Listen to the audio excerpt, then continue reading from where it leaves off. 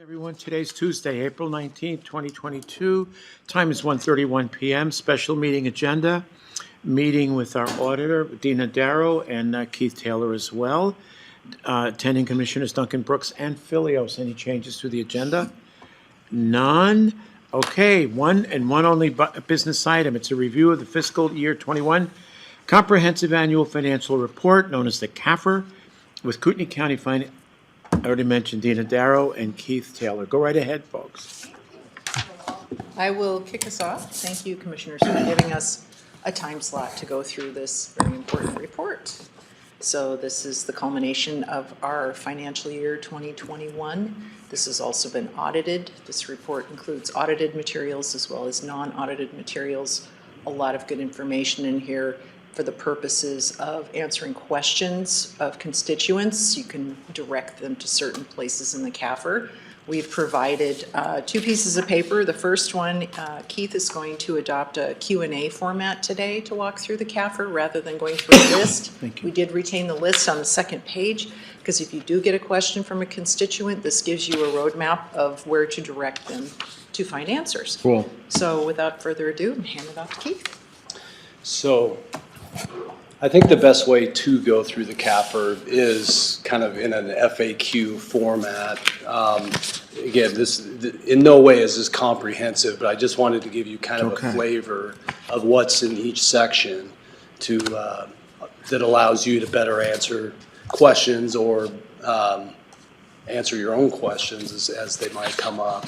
So, and some of this will be a little bit of a review from last time, but we'll go through that again for since Commissioner Brooks wasn't here. So the first FAQ is in the management discussion and analysis section.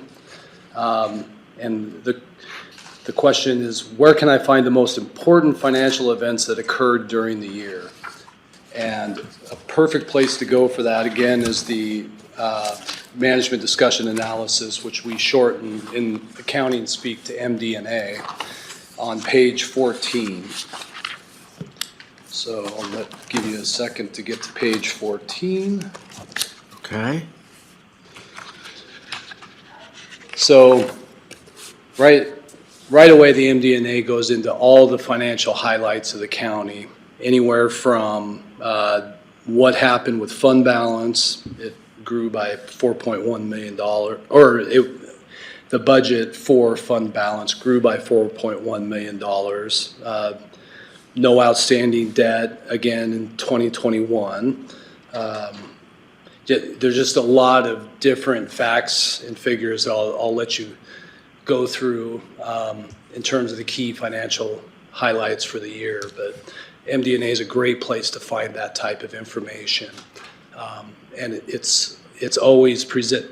As you go farther back in it, you'll notice that everything is based on a comparison from year to year to kind of give you an idea of okay, well, what happened last year compared to this year, to give you a basis for understanding what happened during the year. So it's also presented in graphical form. So the second, so a common question you might get are, how are property tax dollars spent? All citizens want to know that question. So if you go to page 22, you get to see that in graphical form. So Figure 4. Yep, figure 4. So that shows a split of Yeah, this is a nice breakout. tax and how the tax money is spent from an expense perspective. Right. So when people say, where are my tax dollars going? You say page 22, we'll show you where it's all going. And public safety is our biggest.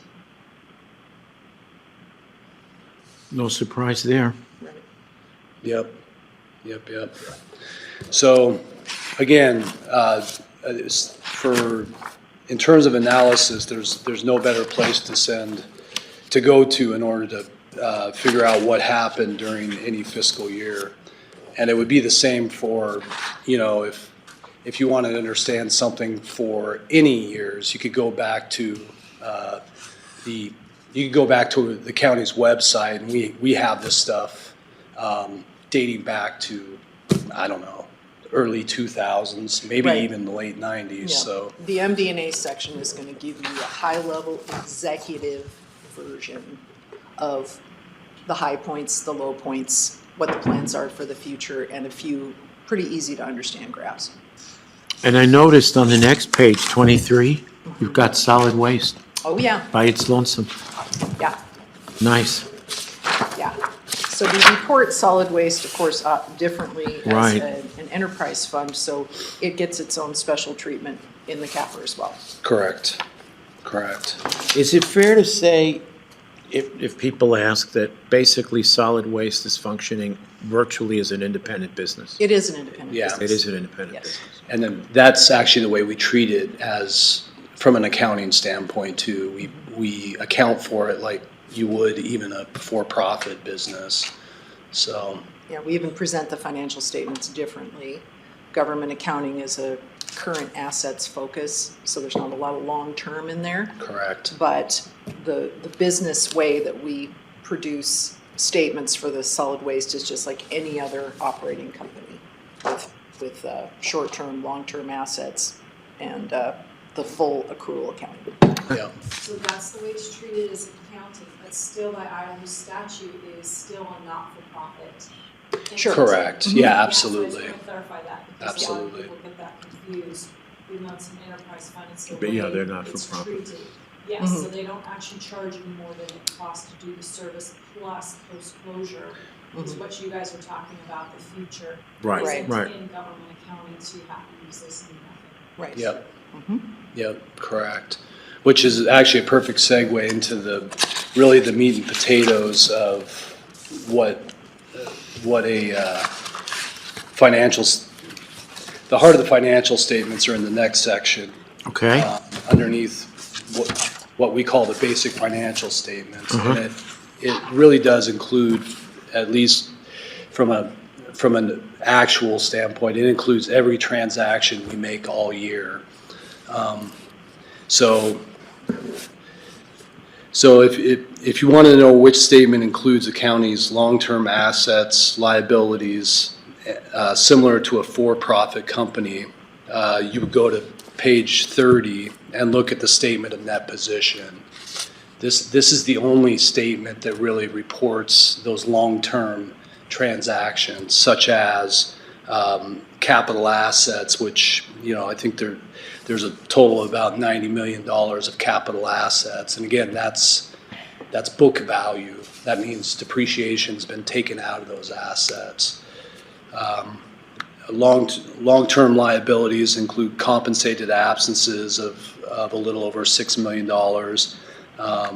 a little bit of the capital lease that we just paid off in February, and then that landfill closure you spoke of, Leslie, is there at a little over $10 million. Now, just to speak to that closure liability, that doesn't mean that is the end value. The end value of what we have permitted is probably, if we closed it today, that would be a $20 million liability. But we try to save as we go along to fund that. So if you look back up under the assets, we restrict cash in order to provide for that closure liability. So that's just an example of what the statement in that position shows, and it's accounted for in full accrual accounting, similar to the for-profit business. And like a balance sheet, it's a place in time.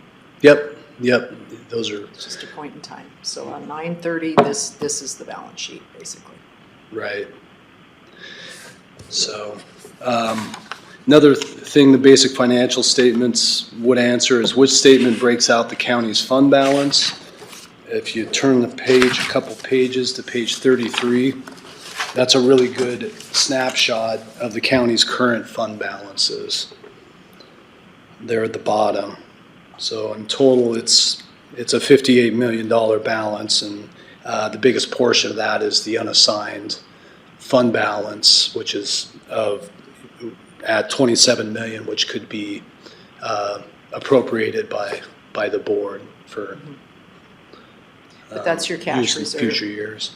Notice too that this government balance sheet just has government funds.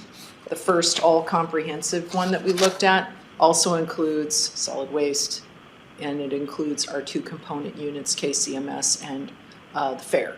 So to look at a balance sheet with everybody on one page, that's page 30. If you want to just look at government funds, that's on page 33. 33, okay. Yep. Correct. Good point. Thank you. So, and then, so where can you go to find solid waste financial results? They start on page 37 Okay, with solid waste balance sheet.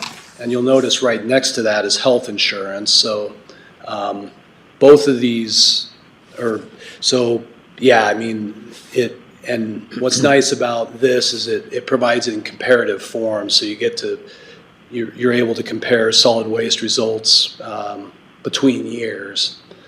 So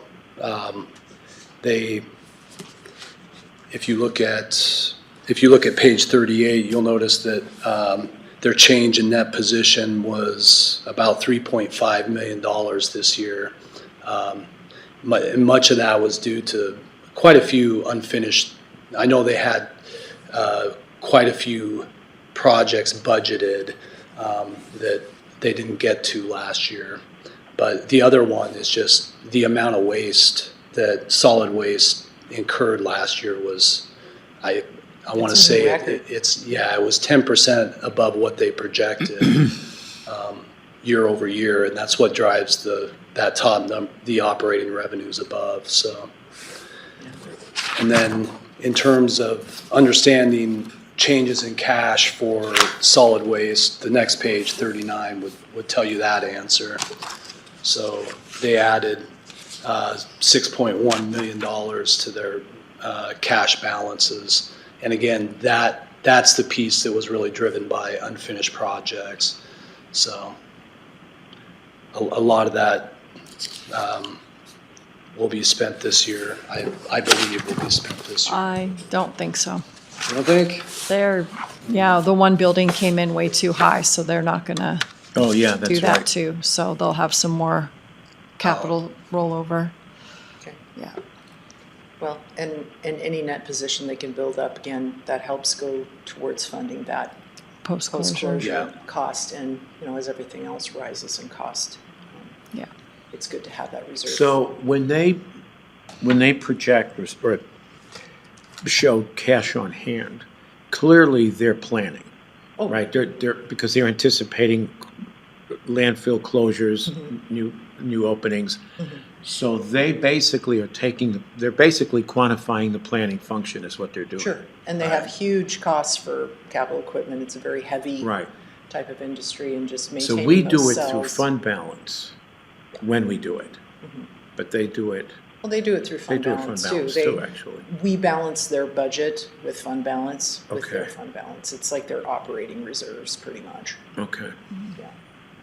And I think too that they have kind of a goal in mind for post-closure, but I know the one site is not closed yet, and it's like years beyond. So I think there's certain benchmarks they have to make, and if there's still gas or liquid coming out, then it's not considered Sure. closed. So the more money reserves they can have on hand, because they don't know, they're projecting, okay, this is going to be closed this year, but it's environment, so.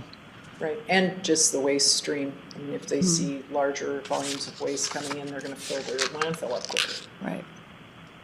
Yeah. Okay. So the next section is the notes to the financial statements. A question that may get asked is, where can I find more detail about significant financial statement balances that are found in the basic financials? And the notes is where you would go. So if you turn to page 43, you'll see how that's laid out, and that's actually laid out in balance sheet format. So starts note 3 on starts, cash, receivables, goes through the assets, gets into the liabilities, and then ends with fund equity on, is the last note. So, so where can I find how the county does its accounting? So if you really want to get into the details of how we came up with the basic financials, there's 11 pages of disclosures of accounting principles. So that is what note 1 is. It defines, and you'd see this in any 10K, defines what you call assets, what you define as long-term liabilities, what, your accounting methodologies, how you make estimates, those kinds of things. So it's very similar to a 10K. Yep. So, and it gets brutally detailed, but it does have a purpose. For instance, if you go to note 9, which is on page 60, let's see. 63. 63 risk Yes. management? 60, all right, not note 9. I want the pension note The here. pension note, note 10, that's Note the, 10. that's Page the big six- one. So page 68, that table in the middle that shows a 1% increase. So how sensitive are pension liability balances to outside market factors is what that table is showing. So, and this is why we get such a wild variation in our net pension liability every year. In fact, this year it's an asset at year end, whereas last year it was a $28 million liability to the county. Now it's non-cash, but that's how widely it swings, and that this table is actually what kind of details that out. So if you were to change the assumption of return by 1%, Either way, this is what that table shows you. It's, a $33 million swing one way and a $30 million swing the other. So just when you're looking at the county's pension liability, just know that swings wildly from year to year, and it's because of where the it's market driven. So. and it's an accounting entry. I mean, we don't necessarily carry that liability, we report that liability, but that's all driven at the per-se level, at the state level. So they give us their assumptions and we book an entry to reflect what their projections are and what in general our employees would be, what the value of that would be for our employees. But it is based on an estimate, and it's not like this is an actual liability we have to pay out tomorrow. It's the same thing with compensated absences. Yeah. We have X amount of dollar equivalent of vacation time, but not everybody's going to take a vacation all at once. So it's similar to that. It's a liability, but it's the likelihood of it coming due all there at you go. once is pretty low. Right. So, if you want the details of the basic statements, the notes are your friend. And then similar to the notes, the combining schedules that go from page 73 all the way through to 110, they essentially give you they give you a snapshot of the budget to actual information for general fund and then all the other governmental funds. But this is actually, everything that's in this actually rolls into the basic financial statements. It gives you more detail about what's in the basic financials. So, okay. So that gets us into the statistical section. And I think when the public comes with questions, this is a great place to send them to, because it basically does a 10-year analysis of all of our financial information in that first section. So just to give you an idea of what's there, if you turn to page 114, so where's the best place to get countywide financial information over multiple years? Yeah, send them send them to this, Section. Yep, the statistical section. Yeah, it So- gives you a 10-year time span, comparative information. So if people want to see a trend, or they want to see the growth patterns, this is a real easy way to see that. Yeah, I think we skipped over the required supplementary schedules, which kind of, like the other section, kind of dig in more deeply, and I don't think, the RSI is not audited. no, well, a small little section of it is, and then the rest of it is audited by exception. If it doesn't agree to the basic financials, Yeah. the auditors would tell us that. So the big basic financials, those are the actual audited statements. Yeah. So all the information that flows into those, that's audited. So like the statistical information, it's reviewed, but it's not actually audited information, but because it is financial information on a trend, it was audited in a prior year because it was in those main statements. So a common statistical section would be, again, it would be property tax. So if you look where it says on page 114, it says revenue capacity, send people starting on page 118. Yes. It gives, the next, I think, 5 or 6 pages of that are pretty much nothing but an explanation of property taxes. And again, generally it provides a 10-year history of that. So good place to send the public to understand. So from 12 to 21, we've gone from 42 to 55 million, Yeah. Yep. which is rough percentage, about 30%, 30%. Over a 10-year. What's interesting is over that same period, we've added about 40,000 people. So we've gone from, I don't know where we are now, I think it's like 178, something like that. Yeah, we're pushing 180. We're pushing 180.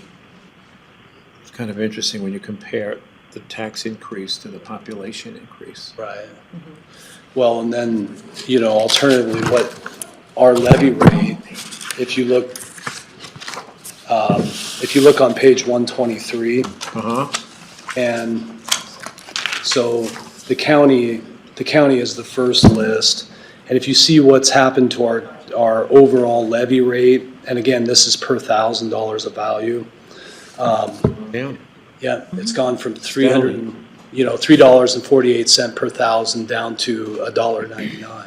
Yep. So, I think I did calculate that. That's like a 42% decrease. So, anyway, yes, statistics are your friend in terms of answering citizen questions. And the last thing, kind of the last section I want to direct you to is the single audit section, which lists our federal awards. So that's in the very last pages that start on page 152. So, And we do have an audit opinion on that. yeah, it gets a separate audit opinion, but yeah, we had about $10.8 million of federal awards that were reimbursed in 2021, so. And this isn't all of our grants, this is just federal awards, and we're gonna see that jump up tremendously for 22 because of the ARPA funds. Yes. Correct. So, that's the CAFR in review. Any, Good job, good summary. yeah, we made it through.